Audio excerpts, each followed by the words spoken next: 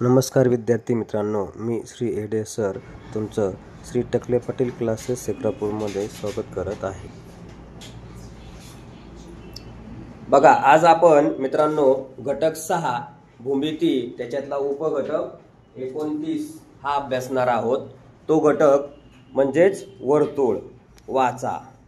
आता तुम्हाला वर्तुळाची आकृती कशी असते हे आपल्याला काय माहिती आहे की नाही। पहिला मुद्दा आहे त्रिज्या। आता ही काय आहे वर्तुळ, बरोबर। मग वर्तुळाला काय असतो, केंद्रबिंदू असतो। वर्तुळाला काय असते, त्रिज्या पण असते। मग पहिला मुद्दा आहे तुमचा, त्रिज्या कोणाला म्हणायची।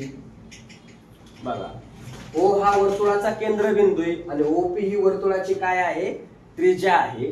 मग त्रिज्याची व्याख्या काय सांगता येईल आपल्याला, वर्तुळाचा केंद्रबिंदू आणि वर्तुळावरील कोणताही एक बिंदू। बघा, वर्तुळावरील कोणताही एक बिंदू आणि वर्तुळाचा केंद्रबिंदू यांना जोडणारी रेषा म्हणजे ती त्या वर्तुळाची काय आहे, त्रिज्या। उदाहरणार्थ बघा, ओ केंद्रबिंदू आहे, ती वर्तुळावरील कोणताही बिंदू आहे, त्याला जर जोडलं तर काय होणार आहे, त्रिज्या मिळणार आहे। आता उदाहरणार्थ मी आणखीन एक जोडून पाहतो। बघा, इथं वर्तुळावर बिंदू आहे, त्याला म्हणतो आर, आणि याला पण मी काय केलं, जोडलं। मग ह्या ओ आर सुद्धा या वर्तुळाची काय झाली, त्रिज्या। ओपी ही सुद्धा या वर्तुळाची काय झाली, त्रिज्या। आणि सगळ्या त्रिज्यांची लांबी समान असते। इथे एक वाक्य दिलंय बघा, सर्व त्रिज्यांची लांबी काय असते, समान असते। ओ केंद्रबिंदू आणि ओपी ला काय म्हणतात, त्रिज्या। एका वर्तुळाला अनेक त्रिज्या असतात, अनेक असंख्य त्रिज्या असतात। कशाला, एका वर्तुळाला। आता हा झाला त्रिज्याच्या बाबतीत। दुसरा आहे जीवा। बघा, आता जीवा काय सांगतो, जीवा कोणाला म्हणायचंय, वर्तुळावरील कोणतेही दोन बिंदू जोडणारी रेषा म्हणजेच जीवा होय। वर्तुळावरील कोणते, आता समजा मी इथे एक जोडलाय सी आणि हा एक डी, ही सीडी जोडली, ती सुद्धा वर्तुळाची काय झाली, जीवा झालेली आहे। मग एबी ला वर्तुळाची जीवा म्हणतात, तसंच सीडी ला पण वर्तुळाची काय म्हणतात, जीवाच म्हणतात। आता सर्व जीवा ह्या समान लांबीच्या नसतात, हे वाक्य महत्वाचं आहे।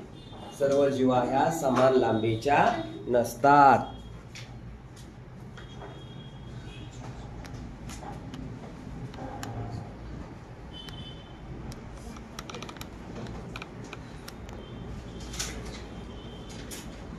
तिसरा मुद्दा आहे तुमचा, बघा, व्यास।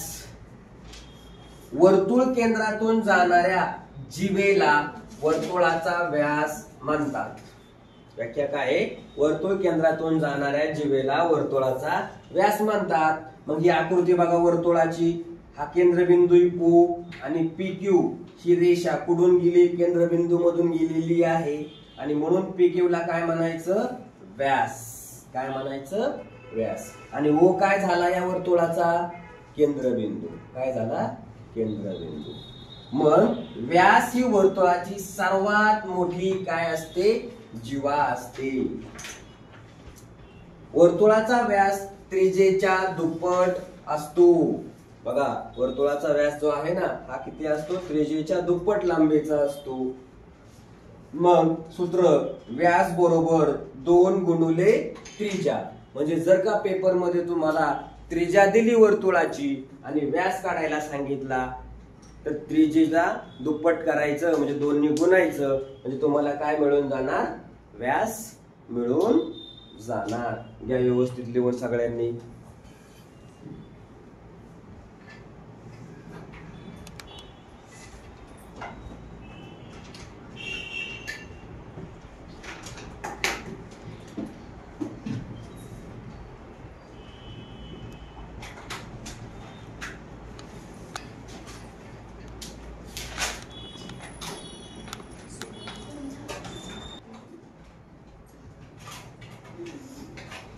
पुढचा मुद्दा आहे वर्तुळाचा अंतर्भाग।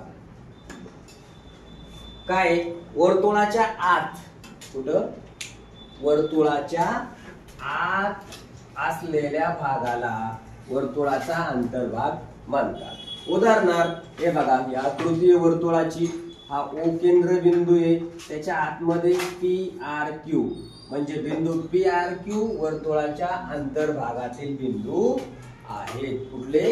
अंतर्भागातील. कळले? अंतर्भाग कोणाला म्हणायचं? आता इथं स्टार करून एक वाक्य दिलंय, वर्तुळाच्या त्रिज्येपेक्षा कमी अंतरावरील. म्हणजे हे बघा बरं, हे इथून इथपर्यंत जोडलं, हे इथून इथपर्यंत जोडलं, तर काय झालं? अंतर कमी झालं ना, अंतर कमी झालं यांचं. त्रिज्या आपण त्याला बोललेलो आहे. वर्तुळाची त्रिज्या कोणती झाली तुमची? हे बघा, वर्तुळ आणि त्याचा बिंदू याला म्हणायचं त्रिज्या. मग याला म्हणतो यस. मग या OS या त्रिज्येपेक्षा OP OQ यांचं अंतर कमी आहे. याचा अर्थ बिंदू PQR हे कुठं आहेत? वर्तुळाच्या अंतर्भागात. पाचवा, वर्तुळाचा बाह्य भाग. वर्तुळाच्या बाहेर असलेल्या भागाला, बघा, वर्तुळाच्या बाहेर असलेल्या भागाला काय म्हणतात?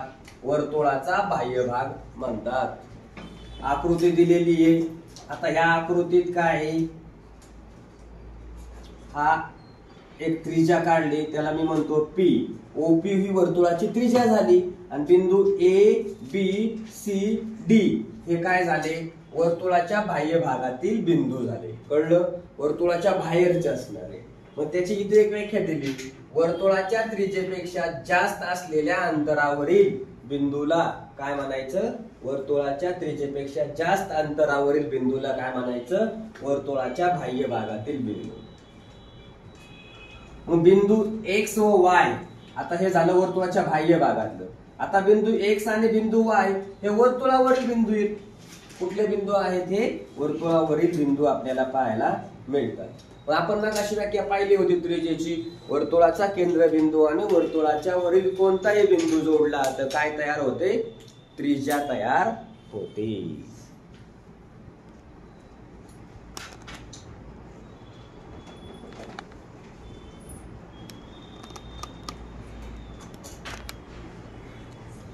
आता सहावा मुद्दा आहे वर्तुळाचा परिघ.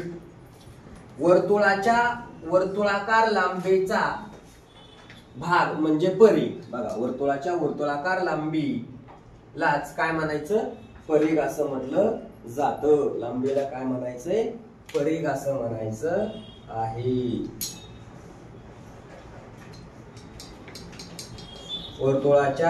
वर्तुळाकार लांबीला परिघ असं म्हणतात. मग कुठला परिघ झाला बरं? आता याची आकृती काढून दाखवतो. कोणाला म्हणायचं परिघ? हे उदाहरणार्थ हे बघा, हे असं वर्तुळ आहे आणि हे इथून सुरुवात झालंय, ते इथून येऊन काय झालं? इथपर्यंत येऊन थांबलं आणि मग ह्या झाला वर्तुळाचा काय? परिघ झाला. आता हे परिघ काढायचं सूत्र काय? जर त्रिज्या दिली असेल तर परिघ कसा काढायचा? परिघ बरोबर 2 पाय r, पाय 22/7, त्याची किंमत कॉन्स्टंट असते, स्थिर असते. r वर्तुळाचा काय आहे? त्रिज्या. परिघ दुसरं सूत्र पाय गुणिले व्यास, व्यासाची किंमत दिली जाते तुम्हाला. मग सूत्र काय झालं? परिघ बरोबर पाय गुणिले d. हे झालं परिघ काढायचं सूत्र.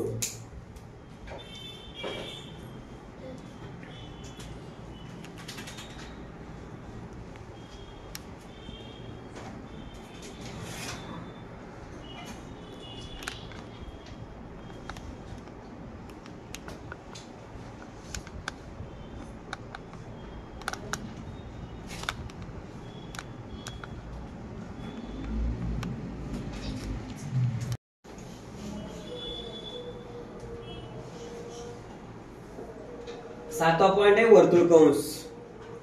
कशाला म्हणायचंय?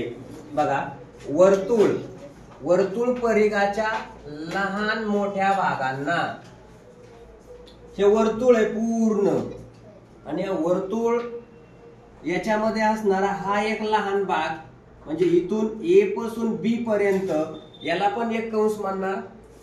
नंतर A पासून पार C पर्यंत आला त्याला एक कंस म्हणणार, तो मोठा कंस झाला. त्याच्यानंतर इथून इथपर्यंत आला ADC, वर्तुळ कंसाला 3 अक्षरी नाव देतात. किती अक्षरी? 3. मग ADC बघा, आकृतीमध्ये बिंदू ए व सी हे दोन पॉइंट दिसतील, ए आणि सी ही दोन्ही टोके असणारे कंस एबीसी आणि दुसरा कंस आहे एडीसी. कसा?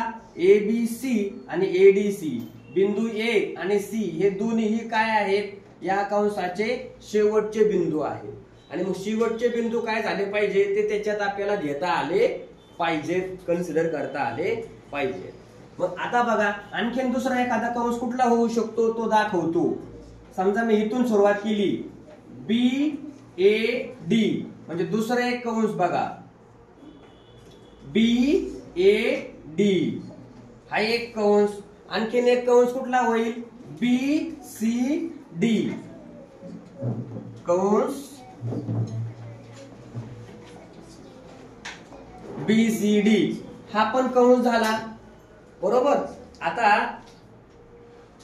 हे झालं कंसाच्या बाबतीत. कशाच्या बाबतीत? कंसाच्या बाबतीत. पूर्ण वर्तुळ कंस म्हणजेच काय झालं? पूर्ण वर्तुळ झालं. काय झालं? पूर्ण वर्तुळ.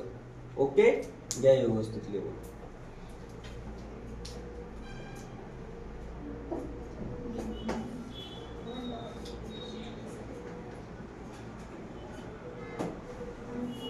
आता इथं एक सूत्र पण देतो मी तुम्हाला. इथं एक काय करतो? सूत्र पण देतो. म्हणजे पूर्ण वर्तुळ कंसाचं माप, पूर्ण वर्तुळ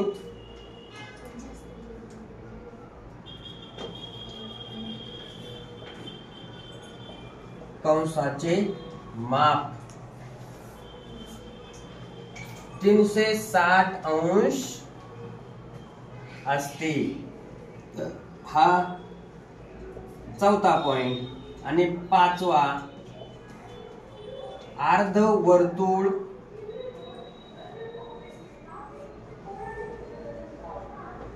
कंसाचे माप 180 अंश असते. हे दोन मुद्दे काय करायचे त्याच्यात ऍड करायचे आहेत.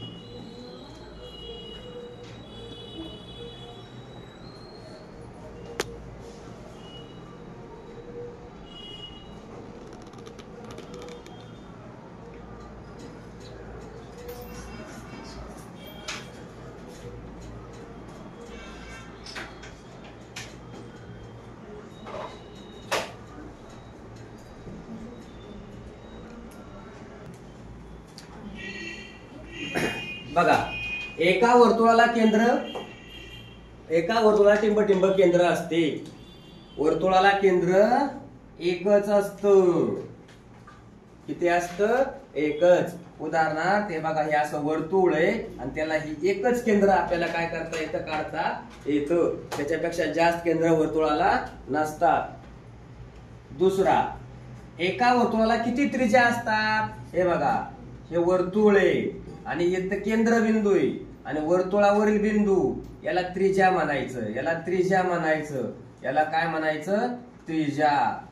काय म्हणायचं? त्रिज्या. समजा मी याला म्हणतो O आणि याला म्हणतो P म्हणजे एका वर्तुळात त्रिज्या किती काढता येतील? अनेक.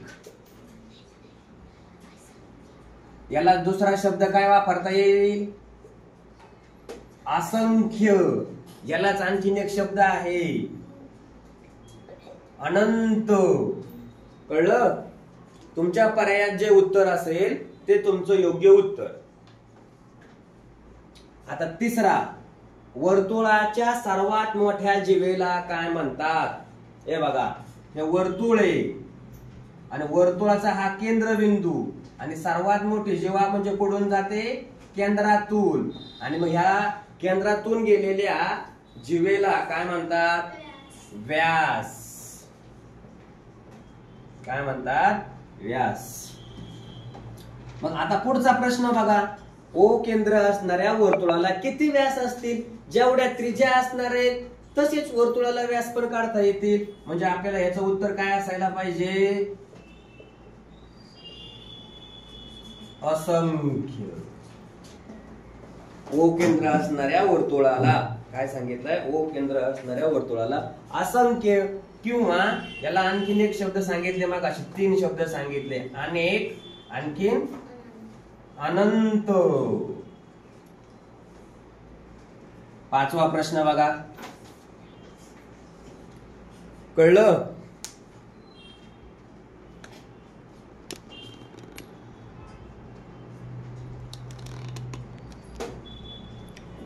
एकाच वर्तुळामध्ये किती जीवा काढता येतात? आता जीवा बघा,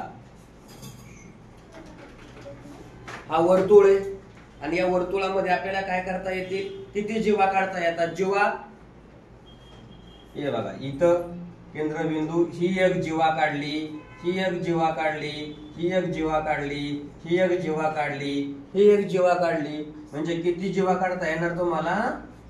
असंख्य जीवा काढता येणार. असंख्य, अनेक, त्याला दुसरा शब्द अनंत. कळलं? असे हे तुमचे काय झाले, 4-5 प्रश्न या ठिकाणी काय झाले, संपलेले आपल्याला पाहायला मिळतात. व्यवस्थित लिहून घ्या सगळ्यांनी, चुकीचं लिहू नका.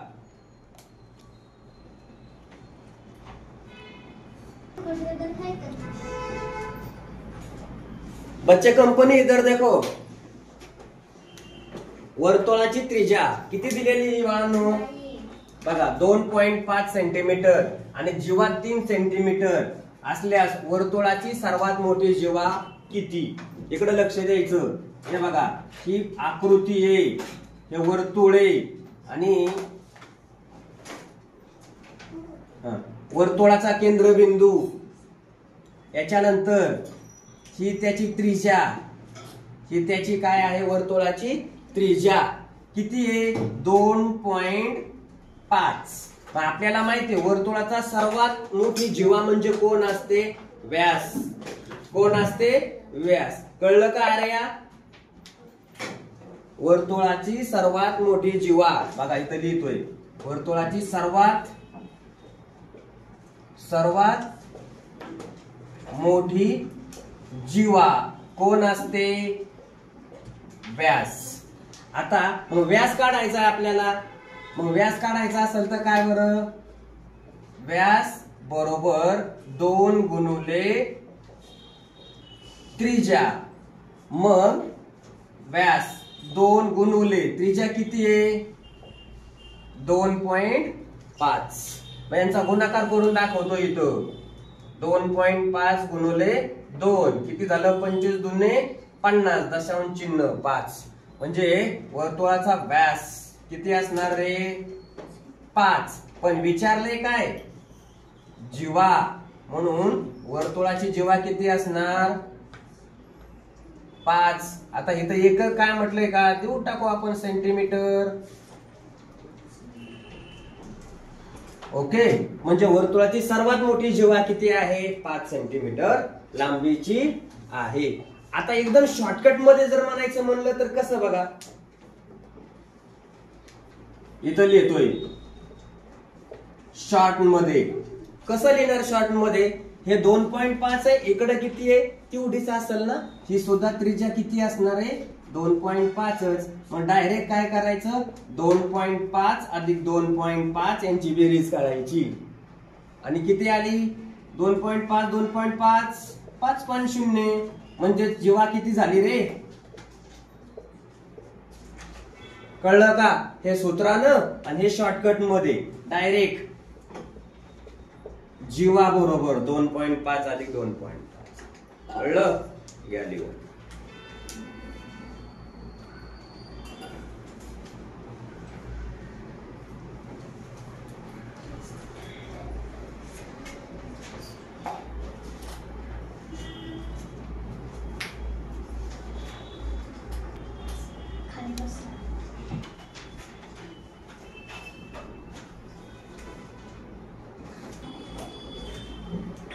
बघा बाळांनो, उदाहरण आहे 7वं. वर्तुळ काढून दिले, आकृतीतील वर्तुळावरील बघा काय म्हटलंय त्यांनी, लक्ष द्या. आकृतीतील वर्तुळावरील 2 बिंदू एकमेकांना जोडले तर जास्तीत जास्त किती रेषाखंड तयार होतील? लक्ष द्या, दोन्ही पद्धतीने सांगणार आहे. आता याच्यासाठी काय आहे, डायरेक्ट सूत्र देतो तुम्हाला मी.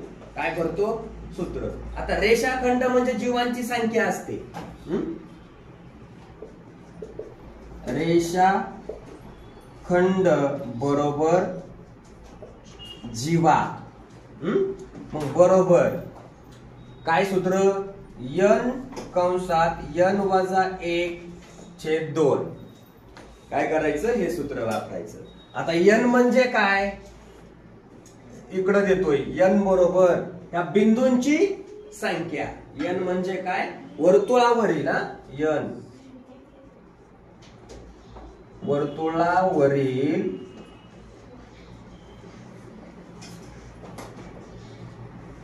बिंदूंची संख्या. मग आता बिंदूंची संख्या मोजायची आपल्याला. बघा बरं इकडे सगळ्यांनी. 1 2 3 4 5. किती झाले? 5 झाले. वर्तुळाच्या आतला पकडायचा नाही. 5. मग बघा 5 कंसात 5 वजा 1 कंस पूर्ण छेद 2. मग उत्तर किती आलं रे? 5. यांची वजाबाकी झाली, या दोघांमध्ये गुणाकार. 5 गुणिले 4 किती झाले? 5 चोक 20. 20/2 म्हणजे उत्तर किती? 10. म्हणजे रेषाखंड किती काढता येणार तुम्हाला रे? रेषाखंड 10 काढता येणार. किती काढता येणार? 10. आता शॉर्टकट मध्ये कसं बघा.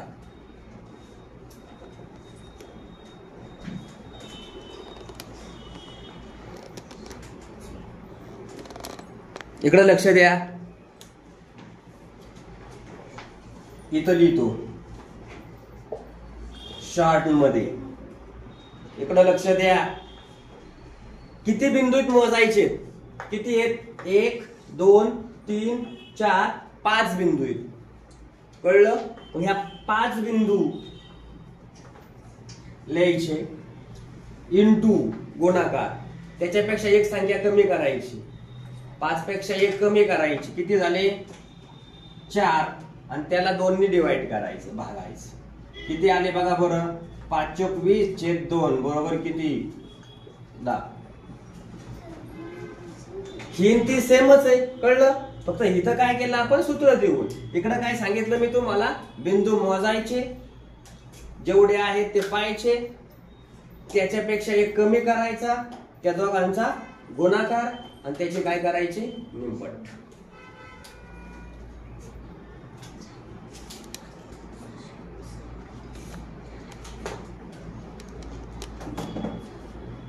बघा प्रश्न कितवा आहे? 8वा आहे. काय विचारलंय? 88 मीटर परिघ असलेल्या वर्तुळाकृती बागेला सोरा रोज 5 फेऱ्या मारते, तर एका आठवड्यात ती किती किलोमीटर चालते?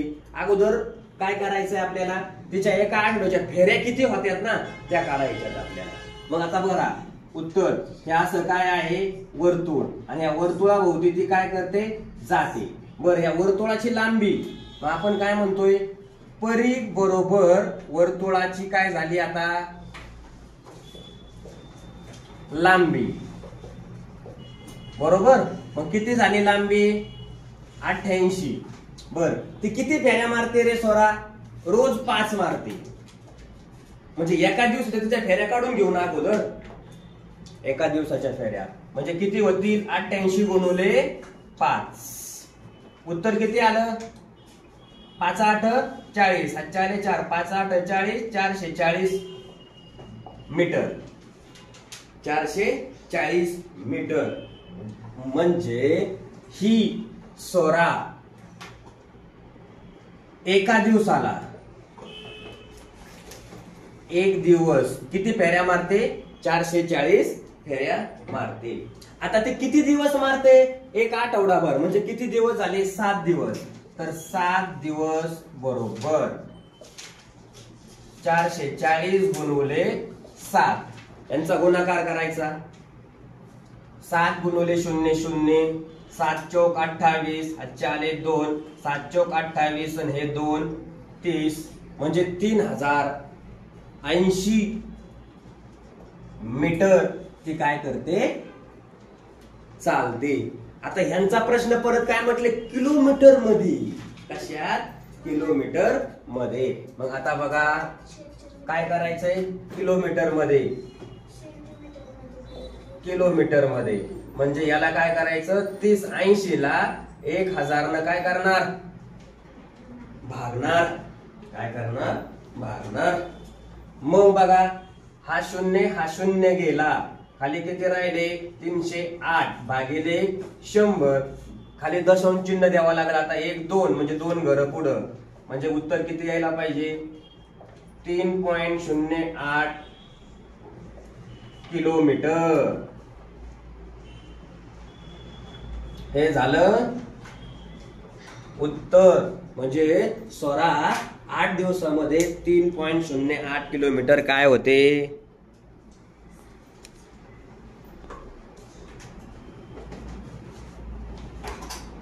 चालते.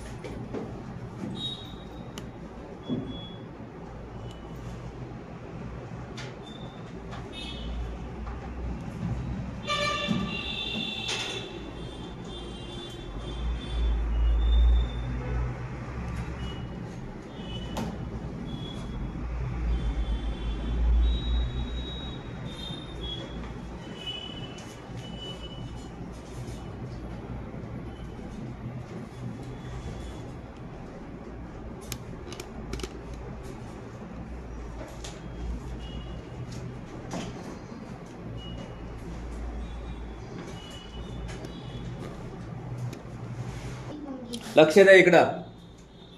बी केंद्र असलेल्या वर्तुळाचा व्यास किती आहे, 6. इकडे लक्ष द्या, वर्तुळ काढून दाखवतो. हे बी केंद्र आहे, याला आपण म्हणूया बी केंद्र असणारं वर्तुळ.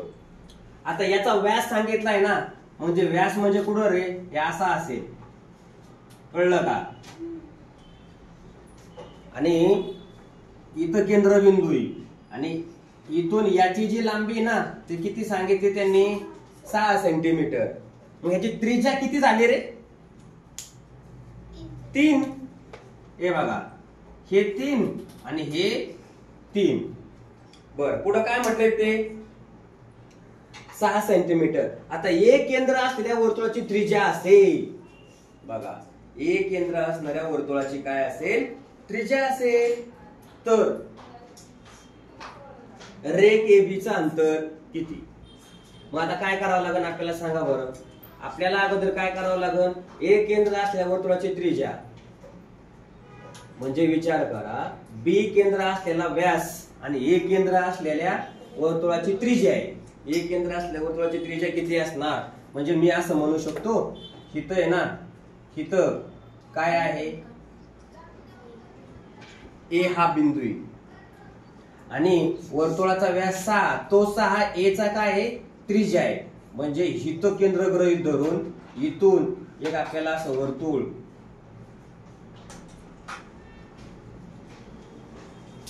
हे असं मोठं वर्तुळ काढावं लागेल.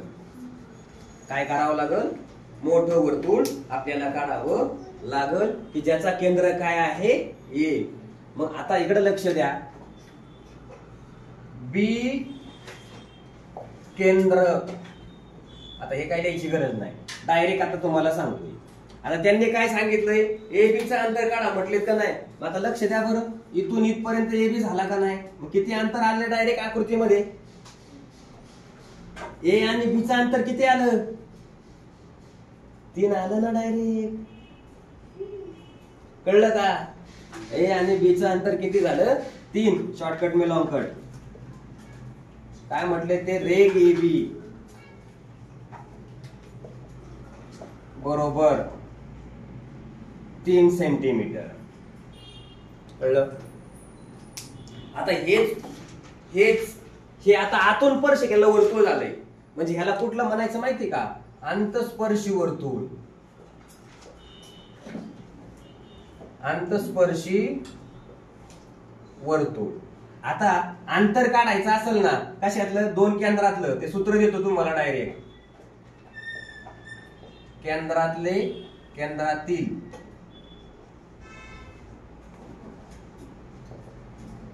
अंतर बरोबर R1 मायनस R2. R1 कोणाला म्हणायचं? मोठी संख्या.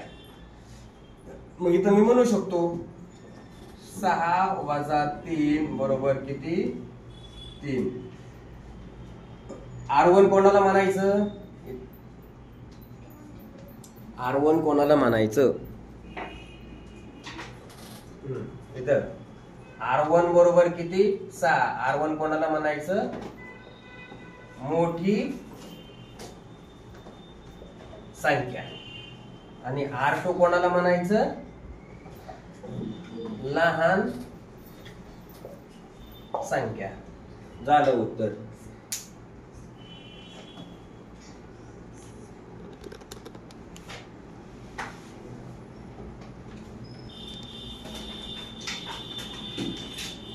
लक्ष द्या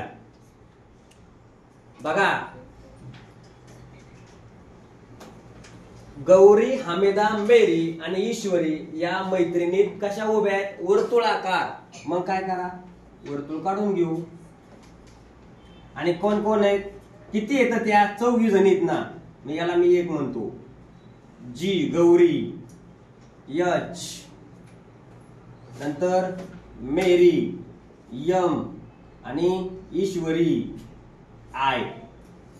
इथपर्यंत कळलं? ह्या 4 जणी आहेत आणि उभे आहेत. त्यांनी काय केलं? प्रत्येकाबरोबर हस्तांदोलन करायला सुरुवात केली. हस्तांदोलन करणे म्हणजे काय? एकमेकांच्या हातात हात द्यायला सुरुवात केली.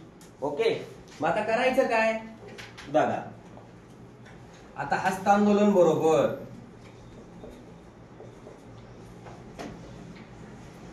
सूत्र n कंसात n वजा 1 भागिले 2. n कंसात n वजा 1 भागिले 2. आता n म्हणजे काय? n म्हणजे व्यक्ती. n म्हणजे काय? व्यक्ती. किती व्यक्ती झाल्या ह्या? 1 2 3 4.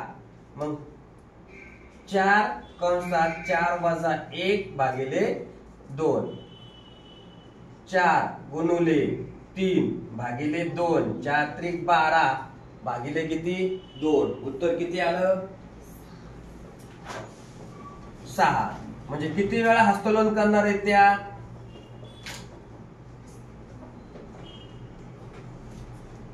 6 वेळा करणार आहेत. हे झालं उत्तर. आता प्रत्येक वेळेस आकृती काढायची का? नाही. मग डायरेक्ट शॉर्टकट मध्ये किती येतं त्या? 1 2 3 4. डायरेक्ट 4. मागची संख्या घ्या त्याच्या 3. याला दुप्पट करून घ्या, मागून घ्या, भागून. 4 त्रिक किती झाले? 12. 12 भागिले 2 6. आलं. कळलं? काय करायचंय? किती संख्या आहेत? किती व्यक्ती आहेत? 4. त्याच्यातली एक कमी करायची, त्यांचा गुणाकार करायचा. 4 गुणिले 3 12 आणि त्याची निमपट. म्हणजे उत्तर 6. हे तुमचं काय झालं? उत्तर. अशा प्रकारे मित्रांनो आपला वर्तुळ हा टॉपिक या ठिकाणी संपलेला आहे. लेक्चर जर तुम्हाला आवडलं असेल तर आपल्या मित्रांना शेअर करा. धन्यवाद.